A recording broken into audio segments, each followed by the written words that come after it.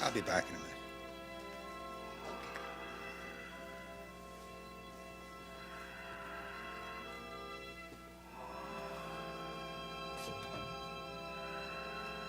Well, you see what he's got is one of those really tough hospital-bred pneumonias, and it's just not responding to tetracycline. You did get a culture. We have one started, but by the time the culture's grown and we find the right antibiotic, I'm afraid it's going to be too late to do Frank any good. I'm very sorry, Dr. Coleridge. Thank you. Isn't that yours? It is, excuse me.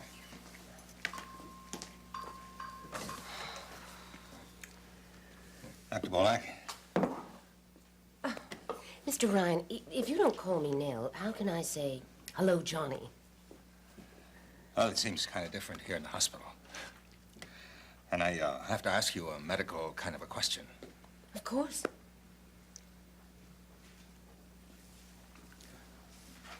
I don't know if you know it, but Ed Coleridge and I have been friends for a long time. Roger told me all about that the other evening. Well, it's been more than 40 years. We've seen each other through a lot. And he loves Maeve and my kids as much as he loves anybody. Yes. Well, then, you see, I really do know him very well. And I know that when Ed cares about someone, it's hard for him to tell him, you know. And for all his charm, feelings don't come out of him easily. That's very painful for him then, isn't it? Exactly. Now, I know what he's feeling with all this about Frank. And it'll be a sorry thing for him to have to tell me what I have to know. So I'd like to spare him that if I could. Which is why I'm asking you. Is Frank dying? Johnny. I thought it'd be easier for you if you didn't have to answer that. Johnny, the pneumonia's not responding to tetracycline. If he could hang in until we have a culture and know what antibiotic might work, he'd have a chance. But you don't think he's going to hold on till then, huh? Huh? He doesn't have much reserve, Johnny. Because of the paralysis. That's right. He's going to die. In my opinion, given the circumstances, yes.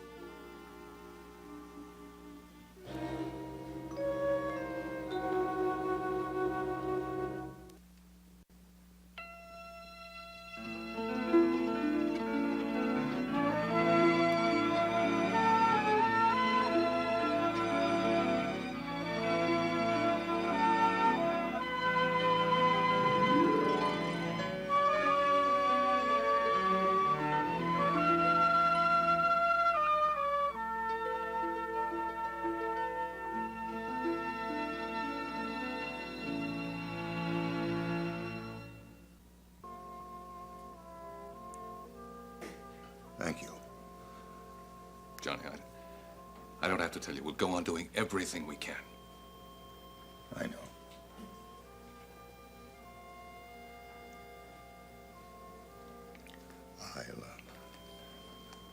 I'll talk to you after a while.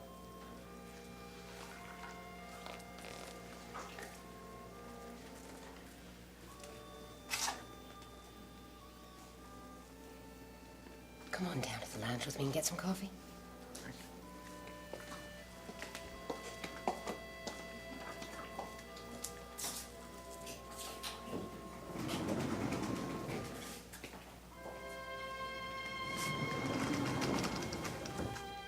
Johnny, what happened? He's not going to make it. You sure? That's what they think. Excuse me.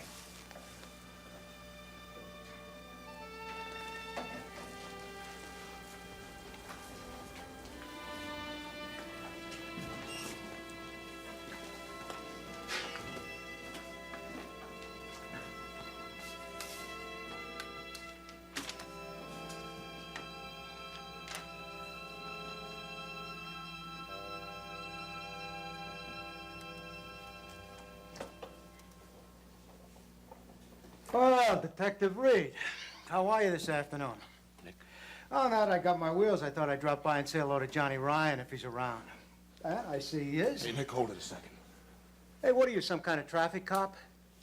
I just got the word from Frank. He's not going to make it. Oh. Well, you know, I'm really sorry to hear that. God, it never should have happened. It never should have happened. Well, that's the way with accidents, wouldn't you say? It wasn't an accident. What makes you so sure? Because I know Frank. Oh, come on, Bob. You gotta have more than that. Now, you've been after something since the day they brought Frank in here. Nick, level with me, please, honest. You really think I had something to do with it, don't you? I can't understand why. I can't understand why Frank came by to see you that afternoon. I told you, I wanted to make him a little campaign contribution. He wouldn't accept it. I didn't think he would, but I wanted to make the gesture anyway. Why? Well, for one thing, Johnny Ryan and I go back a ways. We've done each other favors in the past. I knew the kid's campaign was important to him. What favors? Well, my daughter Serena is the same age as the youngest Ryan girl, the one with the funny name. Siobhan, yeah. Yeah, that's right. Well,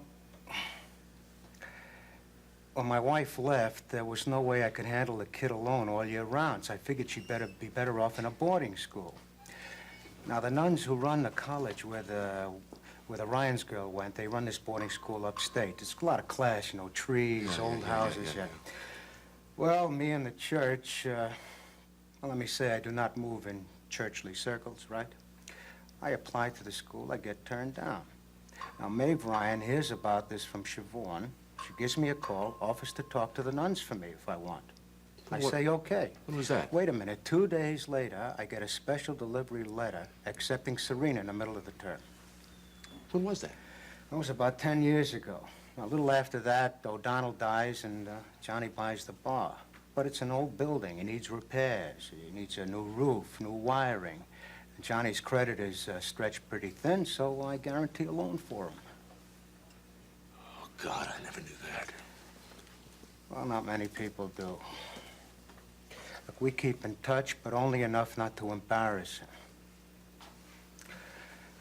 But I didn't have anything to do with Frank going down those stairs, Bob. You know who did? I don't know anything about it, I swear. Because if you did, and you could give me something to nail this down, believe me, I would appreciate it. And if anything you wanted in the future, I could help you. Well, somebody's in for a lot of grief from you. Yeah. From me, from the department. There's a lot of guys down in the department still know Frank. They want this cleared up as much as me. Bob, I don't have anything to tell you.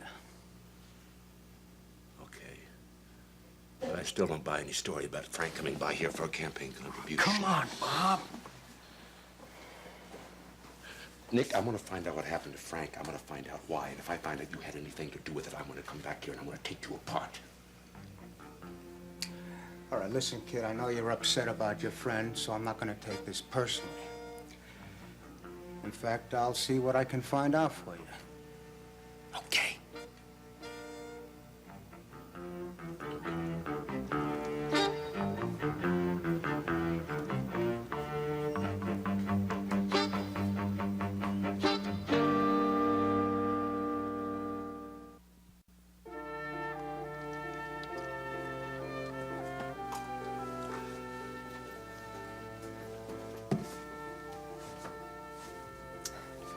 Be sure you don't want some of this. Oh, no, thank you. Would you prefer to be alone? No, as a matter of fact, I appreciate the company. Well, that makes me feel a little better. I was afraid that you might think I had interfered deliberately in your case by saying as much as I did to Johnny Ryan.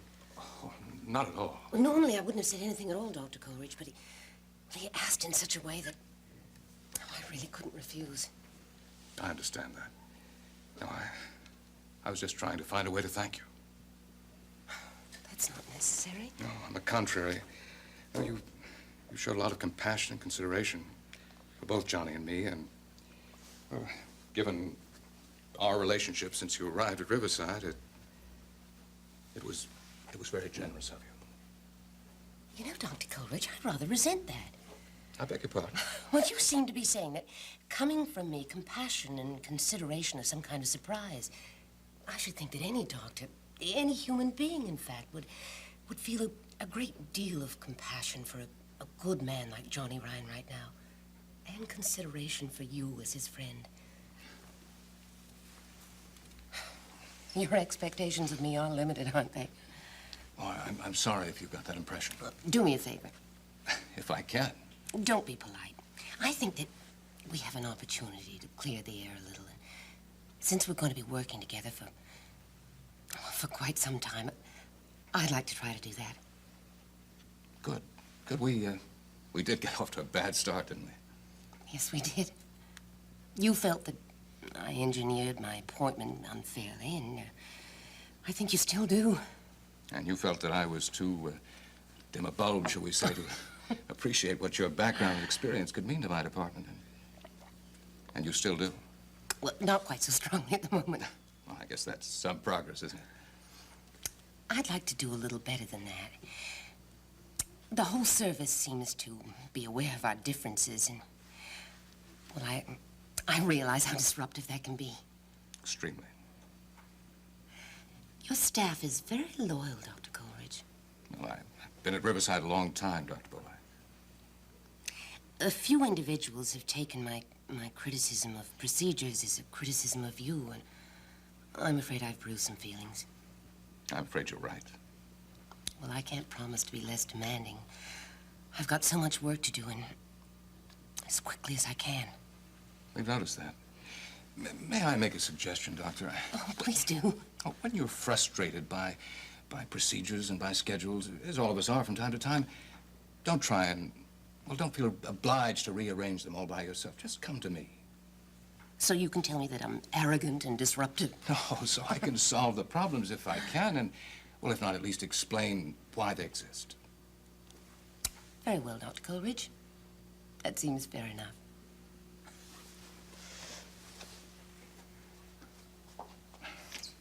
Dr. Bolak, I apologize For what? for my limited expectations. Thank you. And for not having made more of an effort to understand you, and why you're here. I never asked for understanding, only for respect. I think you're entitled to both. A belated welcome to Riverside Hospital, Doctor. Thank you, Dr. Coleridge. May I ask you a question? Of course. Well, why don't I see you laugh like that more often?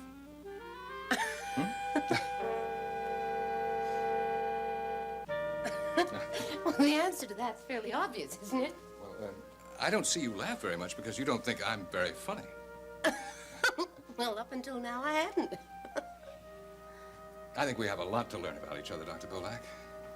Well, perhaps I should warn you. No, just at the moment, I better get back to the floor. Of course.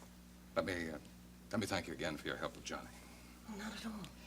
The situation with Frank was getting more and more difficult to the point where I was about to tell Johnny that I had to turn the case over to someone else. And this afternoon, I suddenly understood why. I had no one to tell it to. Normally, when I'm under that kind of pressure, it's Johnny Ryan who hears about it first. That's very sad. Do you suppose the lab might have the results of Frank's culture?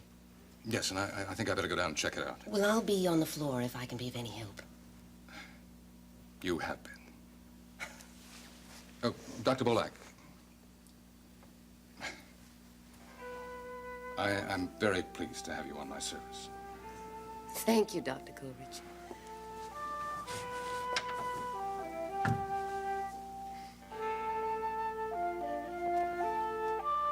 Dr. Westheimer. Marshal at Seneca. Well, I have to say that I've been anticipating this call. How are you? How do you think I am? Mad. Yeah, that's just about it. Why'd you make it so easy for her, Marshal? Look, that wasn't quite the case. I wish you'd stopped long enough to see me while you were here. Or at least I think I do. No point in straining an old friendship. I would have had the chance to say what I'm telling you now. Nell gave me no choice. She arrived here determined to have a place on the staff, and she got it. earnestly tried to put her off. I thought you were made of sterner stuff. The fact is, I quail before the family dollar signs. What's she up to? Working an 18-hour day. I see very little of her. Is that all? What do you mean, is that all? Come on, now, you know what I mean. That's all she has time for. She happy? Oh, what kind of question is that? Are you happy? Am I happy? Who's supposed to be happy? Do you think she really intends to stay there? Well, the last time we talked, she said she was going to find an apartment, for what that's worth. Are you coming east by any chance? Marshal, I don't know what I'm going to do, but the current situation is not acceptable. I'll call you again.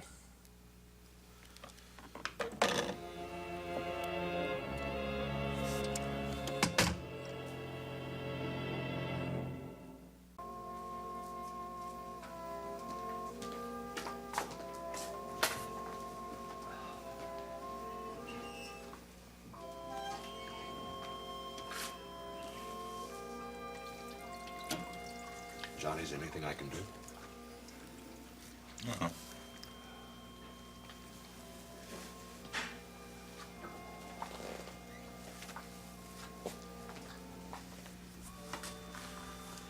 You want me to call anybody, anything? No, thanks, no. Don't you want to go in there and see him? No. I can't help him anyway.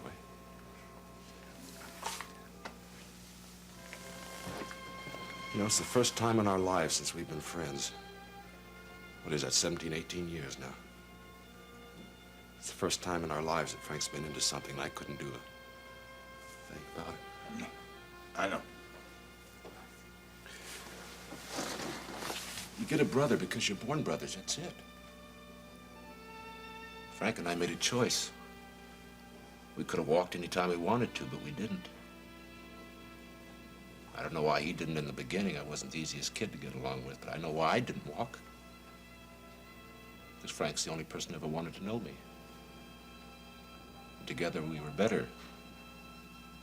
Better. And then he got to depend on me for certain things. So I did a lot of things I wouldn't do otherwise. Because I didn't want to be left behind.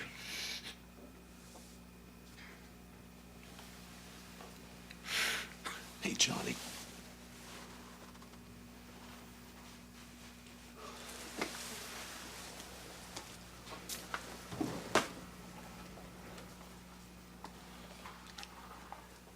I know how you feel. I feel the same way. Look, there's something you can do for me. Yeah? Dee should be here. Where is she? She's home with the baby. Okay, I'll get her. You told Maeve yet? I'm gonna tell her now.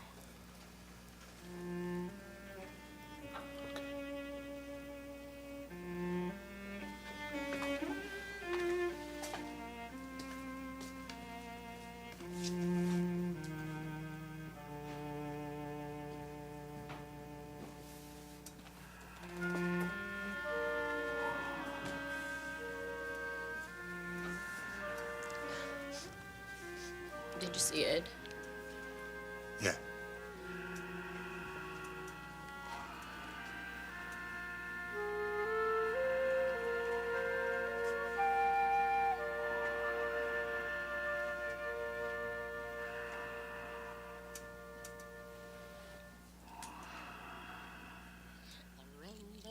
The king of all birds, and Stephen's day was brought in the first. Although he was little, his honor was great. Jump up, me lads, and give us a treat. As I was gone to killing all, I met a wren upon a wall. Up with me wattle and knocked him down and brought him into Carrickdown. Drooling, drooling, where's your nest? It's in the bush that I love best. In the bush, the holly tree, where all the boys do follow me. Oh, Mrs. Clancy's a very good woman, a very good woman, a very good woman. Mrs. Clancy's a very good woman. She gave us a penny to marry the wren. Oh!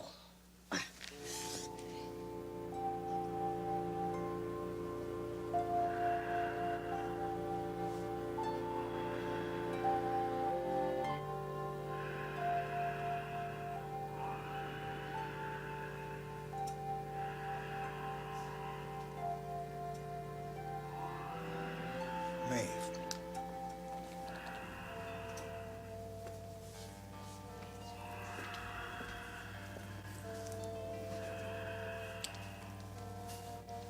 I spoke to Ed, and I spoke to Dr. Bullock. Yes? And,